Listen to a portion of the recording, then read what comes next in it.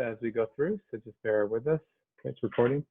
So we're going to get started in a quadruped position, and we're going to start as usual, warming up a little bit, getting our spine moving, doing our cat and camel activity, rounding the spine on the exhale, and on the inhale, arching our back like the camel. Exhale, blow it all out, really round, round, round, and inhale right now. Inhale as you're going into extension. Good, inhale. Good, and exhale. Round, round, round, round. Good, and inhale. Good, and exhale as you blow it out, blow it out, blow it out. Get all the air out of there. You should really see a lot of rounding here. Amanda is lacking some flexion through her spine, some mobility, so it's good. Exhale. There you go. That looks better, Amanda. And inhale as you go up. Let's do it 3 more times. And again, the whole point of this is to warm up your spine, get the joints moving in your lumbar and thoracic spine, and to get the muscles warmed up a little bit, and also to eventually find the neutral spine position in a quadruped position, which is going to be the most optimal position for her to work in. Good, and good. Back to neutral right there. Okay, now what we're going to do from here is once we find that middle ground, which the neutral position is the middle point between both extremes of the cat and the camel, which she's in right now. You can kind of see a straight line right through here. That looks really nice. She's braced in really tight. Her elbows are right underneath her shoulders, and her hips are right above her knees, which is exactly what we want her to. So we're going to progress into the first exercise on your handout. Now on your handout, if you're looking at it right now, Ellen, it has the person off of his knees. And I put on the handout specifically, keep your knees down. No hovering with the legs. Keep your knees on the ground or the mat, wherever you are. When you hover, it makes it really, really hard, and this class is not ready for that at this point. So what Amanda's going to do is kind of like the bird dog that we did last time. She's going to reach one arm out, which pick one, Amanda. Now the opposite leg is going to reach back, and she's going to hold it here for 1, 2. Now the important and control part of this exercise is she's going to bring her left elbow to the middle underneath her stomach and her right arm down, and she's going to balance and try to make them touch. 1, 2, 3, 4, 5, and reach back out again. Same leg, same arm, reaches out. 1, 2, 3, and then she's going to bring them together underneath her. Again, a lot of control. Her left thigh is really working. Her lumbar spine is really working, and all the muscles. That's 5, and reach and hold. 1, 2, 3, 4, 5. And sorry, that was too long. I owe you a couple seconds on the next one, Amanda. Really trying to reach. Good. Yep, out for 3. 1, 2, 3, and then pull it back, and now hold it for 5, 4, 3, 2, 1. Good. And it's okay if she rounds her spine a little bit. Eventually, as she gets stronger, she won't need to round her spine as much. And what's happening with Amanda is her right arm is starting to get tired. Good. Again, the stronger you are through your core in this position, the less demanding it is on your arms, and the less tired she will feel. Good. And her wrist also. Last one. And 1, and pull and hold. You want it like this? Yes, exactly. So there's some flexion. Yeah, so some bending through your spine. Very nice. And let's switch hands or arms. So we're going to go the other side now. Good. And then pull and hold for 5. Again, it's a balance challenge, and it's a lot of control here. Looks good, Ellen, and good, and reach and hold. Now pull in again and hold here in the middle. 1, 2, 3, 4, 5, and reach. Better on this side. And pull and hold for 5 seconds. Good. Try to get that knee closer, Ellen. You're almost there. And good. Reach out. Good. And trying to keep everything steady, because it's a balance challenge at this point. When you're bringing that in, go ahead and bring it in. Underneath you, where's the leg? I don't quite see the leg. There's a little bit of a shadow there, Ellen, but I'm assuming that it's right. I'm Say it again? touching it. It I'm is touching. it. Okay, Yeah. good. Yeah, I'm having a hard time seeing it with the background there. Good. Sorry. Again. You're reaching for 3 seconds and holding, and then you're pulling in and holding. You got one more. Amanda, she's dying over here. This is actually, this side is actually easier for her, but it's still challenging. And she's holding, try to bring that knee in more so it touches your elbow. Hold, 3, 4, 5, and take a break. Okay, now she's gonna drop down into child pose and give herself a break. Yeah, so it's a balance challenge because she's looking and trying to get the control that she needs. So there's a difference between strength and control, and I won't get too much into it, but they're two separate entities that we try to teach patients here in the clinic.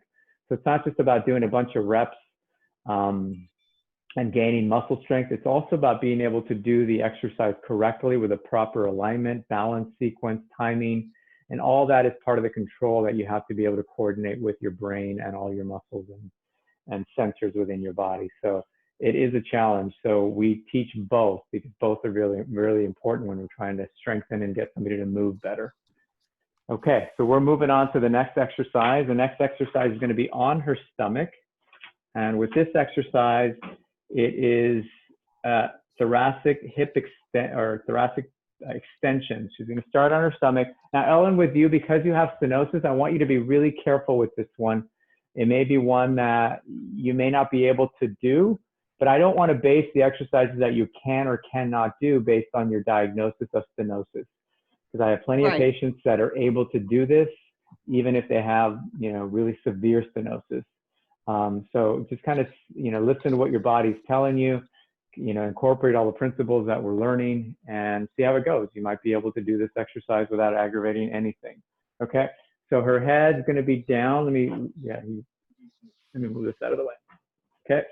And what she's going to do here, she's going to keep her stomach muscles nice and tight here. And she's going to raise her shoulders and head up, arms up off the ground. So they're hovering and go up as high as you can. She's going to feel pressure in her lower back here. And she's going to hold it for 5 seconds, 10 seconds, 5, 4, 3, 2, 1, and come back down. Okay, the first set we're going to do with just the trunk extending and the arms hovering over 5, 6, 7, 8, 9, 10, and back down. Now, your neck position is very important, Ellen, so make sure you're looking down as your trunk is coming up and go 1, 2, higher, 3. I'm giving her 4, 5. She already held 5 seconds before I started. So back down. Okay, and up and hold 1, 2, 3, 4, 5, 6, 7, 8, 9, 10, and rest. Remember, these exercises are to be done if it's not causing pain and if you feel the muscles working appropriately. Right now, you should be feeling the low back muscles, maybe muscles in your gluteal or your bottom, and then also some muscles in your shoulder blade area. All right, Amanda, go ahead and bring it up and hold 1, 2, 3, 4, 5, 6, 7, 8, 9, 10, and back down. Very nice. And 2 more. Extend and up and hold. 1, 2, 3, 4, 5, 6, 7, 8, 9, 10. Back down. And this is going to be your last one for this set. 1, 2, 3, 4, 5. Ellen, that looks really good. 8, 9, 10, and down. Take a break. Put your hands, kind of turn your head to one side and just rest your head. Give those muscles a little bit of a break. If you want to go in child pose, if you feel like it's a good stretch for you, then go ahead and do that. I'm going to keep Amanda here in this position because we're going to do the progression, which is incorporating lifting off your trunk and your arms as well as your legs. Okay. So I'm going to wait another 10 seconds or so to give her a little bit more of a break, and then we'll move into the exercise. Another really effective exercise for strengthening, this one is really targeting the back muscles, the erector spinae, the quadratus lumborum, the multifidus, which is a really important stabilizer for your spine, and that's a deep muscle within your lumbar, or actually goes from your cervical all the way down to your tailbone. So it encompasses many different levels. Okay. All right, Amanda, that's 5 seconds. So again, the beginning part of this exercise, the Half of this exercise is exactly the way we did the previous one, except now she's going to add her legs. So extend the arms and the chest, and now she's holding her legs and hovering up above the ground. Hold 10, 9, 8, 7, 6, 5, 4, 3, 2, 1, and back down. Good. Again, you should be feeling some pressure in your lower back, and obviously your glutes are working as well as your hamstrings. That's 5 seconds. 5, 4, 3, 2, 1, and come back down. Ellen, I can't tell if your legs are coming off the ground. Are you doing the legs? Yeah, I am. Okay, Yes. that's fine. Yeah, and it's no Now, problem for your lower back. Our hands come up too, right? Yeah, exactly. Your hands come off the ground and you're kind of hovering above. So really the only point of contact is like your stomach pelvic area. And she's off to her next set. 5, 4, 3, keep going. 2, 1, 1, 2, keep going. 3, 4, 5, and down. Very nice. And again, Ellen, make sure that you're not looking up with your head. You're looking down. Okay, do not extend your neck because you're going to hurt your neck area. 1, 2, 3, 4, 5. Okay. So she's doing her own because I'm behind on the counting. I'm trying to look at Ellen. Good. That head looks better positioned there, Ellen. Make sure that you're not straining the neck here. Only should feel that work happening in the lower back, glutes, hamstrings, maybe in between your shoulder blades. Got 5 more to go. Nothing is set in stone as far as numbers. If you feel you can't get to 10 seconds and if you can hold 5, that's fine with it. That's your starting baseline, and then you move up from there.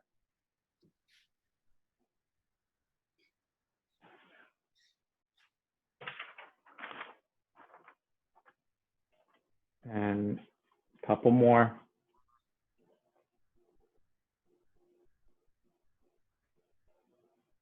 Good.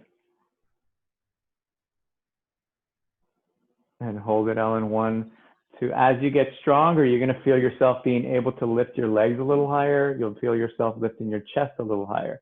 That takes time. So just work on it. Start on a level that you can do. This is your last one.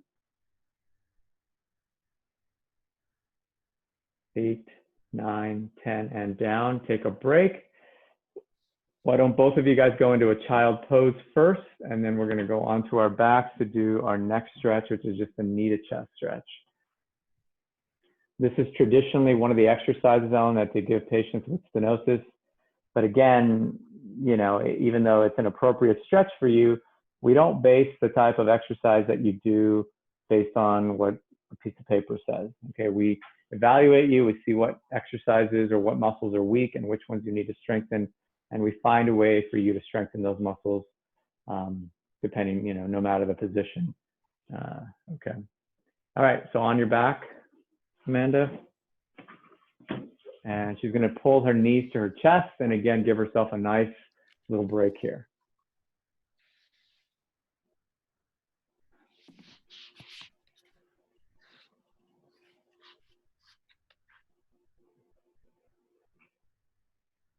Say again? Yeah. So that takes a lot out of you. And don't be surprised tomorrow, Ellen, if you feel some soreness or maybe the next day.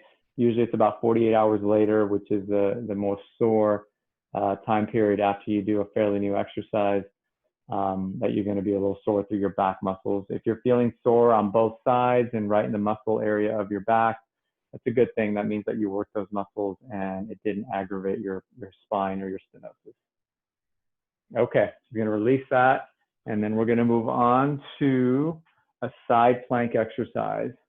Okay, now this one is something that I really want to make sure that you are being careful with because it can irritate your shoulder. If you have a pre-existing shoulder problem, I don't necessarily want you to do this. Amanda's going to bend her knees a little bit more. Good.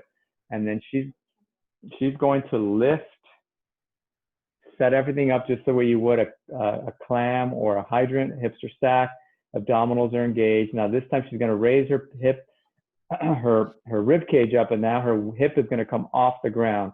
And she's really working hard through this midsection, holding for 10 seconds, as if somebody's pulling her up from the shirt, and she's using those bottom rib cage muscles to lift her up. That's 10 seconds, Amanda, and come back down.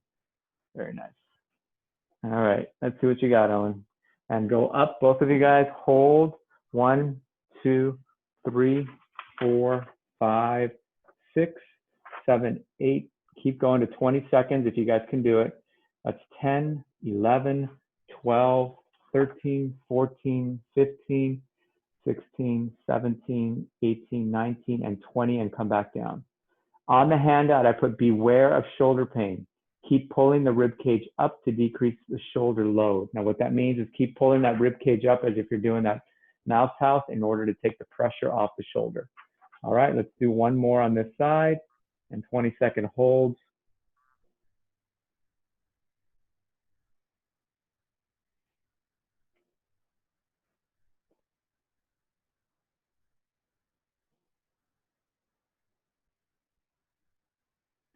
And down. Very nice, guys.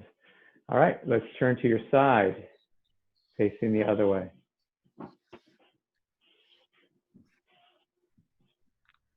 Okay, get it all set up. Give you a little bit of a pause here before we start our first set. All right, Amanda, abdominals in, lift that head, lift the hip, up, off.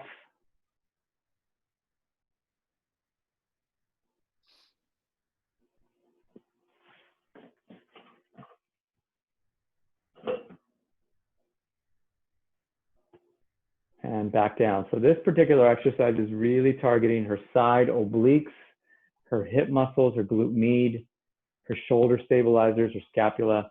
All those muscles are really working. And all, again, very important for spinal stability. And go ahead, Amanda, lift up for your second set. I like the shirt Amanda's wearing because you can see there's a line right down the middle of her spine, and that gives me an idea of what the alignment of her spine looks like. 6 seconds to go. 6, 5, 4, 3, 2, and 1. Nice work. I'm gonna lull her to sleep here. The shirt says confident too. Good. So. I like it. All right, last one. Lift and hold. 20-second holds at least, and I put on the sheet between 20 and 30 seconds, okay? And that's a good amount of time, especially for the shoulder. And again, especially if you have had a history of shoulder problems, and make sure that this is not causing any shoulder problems at all. And some people, you know, it doesn't cause anything at all. Other people, it can really flare up a bad shoulder or a weak shoulder. Okay, that's 30. Okay, and lay onto your back, please. And then what she's gonna do is a spinal rotation stretch. And she's gonna do a couple for 30 seconds to each side. Amanda, I want you to scoot toward me because you're on a high surface. And I'm gonna have you go ahead and cross your right ankle over your left knee. And with your left hand, pull the outside of your right knee over to the other side. Good. Go as far as you can, even if you bring that right hip up off the ground. Just think about bringing that right knee down to the other side of your body. So all the way over if you can. Is that as far as you can go? There you go. Good. Then you get a really stretch into the spine versus just the hip. And believe it or not, some people cannot do what Amanda's doing right now. They just don't have the mobility in their hip or their spine to take that leg all the way over to that side. And that's about 30 seconds. You're going to come back up, and we're going to do the other side now. So you might need to scoot over to the left side, Amanda. Cross the left foot over the right knee. Take your right hand and take it over.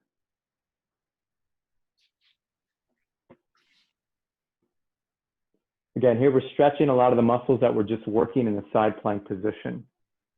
Okay, it's a nice spinal rotation stretch. Good, and let's do one more to each side.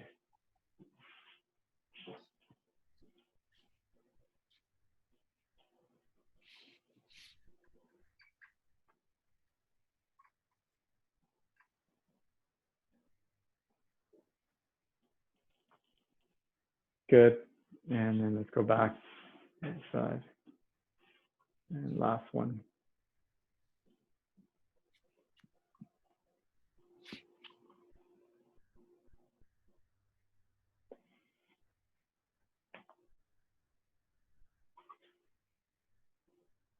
20 and come back up. All right, very nice. Okay, Amanda, pull your knees to your chest really quickly and just hold that there. And we have some time left. We have about 5 minutes remaining. So I'm going to do another exercise that is not on your handout. And it's an exercise that goes back to the first series, the beginner class. And that's going to be marching with leg shootouts. Okay, so what that means is that, Amanda, you're going to come to a double tabletop position. And Ellen, you can follow along with this. Good. Tabletop position. So bring the whole thigh down a little bit. And keeping the abdominal muscles really engaged, you're going to shoot out that right leg so the knee strains out as far down as you can go. Good, right there. Bring it back. Left side. Bring it back. Right side, all the way out. Left side, all the way out. Right side, extend and hold. Bring it back in and left. Hold. The further out you extend, the closer to the ground, the more difficult it's going to be. Pull it back and right, all the way out. Hold it. Good. You can see here her pelvis is staying nice and steady. There's no movement here, really. The muscles are working really hard through her stomach muscles to keep her spine still as her long legs are extending out. And hold this one.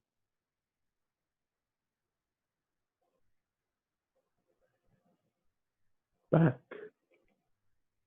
One more on each side. Right side, go extend. Good. When the right leg is extended, the left leg you want to keep in a tabletop position.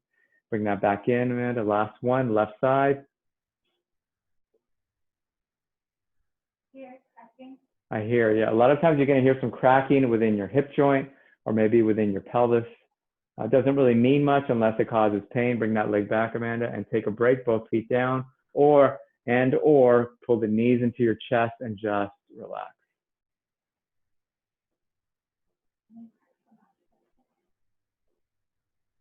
So the cracking sometimes can be, you know, a tendon that's tight within the hip joint. Sometimes it's actual bone on bone rubbing on each other, which is common actually for somebody who needs a total hip replacement. Or it's just, you know, just regular, you know, maybe some swelling, or sometimes there's a lack of muscle in there. So when you lose muscle mass, you lose the size of the tendon, sometimes it causes excessive motion or movement within the joint, and that in itself can cause some crackling. All in all, I think the best way to treat it is actually to strengthen, to get those muscles stronger and or more flexible if there is a deficit within them. Okay, let's do one more exercise, again, that is not pictured in your handout. She's going to do bridging. No, actually, I think Amanda would like to go on her stomach again and do some planks. Okay, let's see if she's been able to maintain her strength with the planks that we've learned and tested. We're just going to do 2 and go as long as you can. Let's do forearm planks, Amanda. Long as I can go? Forearm planks. Let's see if she's able to meet her goal yet, okay, of 1.5 minutes for this series. Whenever you're ready. Drop her butt just a little bit, hold right there. Again, if you do these diligently, if you do all the exercise that we go over week to week, I know I've given you a lot, you are going to see changes in your strength, in your stamina, endurance. You'll see changes in your back pain. She's on her hand. You're doing a full plank. I can do it for about 1.5 minutes. Okay, and you can do it on your forearms too, Ellen? Yeah, you want me to? Yeah, I prefer the forearms actually. I think it's harder. Why don't you wait for the second round? It's fine now. Just keep going. Where am I at? She's at you got 20 seconds remaining.